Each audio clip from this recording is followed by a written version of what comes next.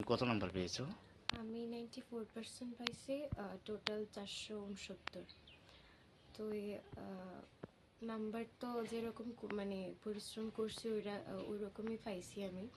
তবে আমার বাবা মারা গেছে আমি যখন 6-এ আসলাম। তো আমার বাবার অনেক অনেক স্বপ্ন আসলো যে আমারে দেখবো বড় হইতে। তো আজকে যদি বাবা থাকতো তাইলে হয়তো বা না, আমার বাবা খুব খুশি হতো। আমার বাবা ছোট বয়স থেকে, যখন আমি ছোট আসলাম, ভালো মার্কস করতাম, খুব মানে সবচেয়ে বেশি খুশি হতো আমার বাবা। যে বাবার খুব ইচ্ছা আসলো আমার মেয়েরে বড় করামো, একটা অফিসার হইব, এই হইব।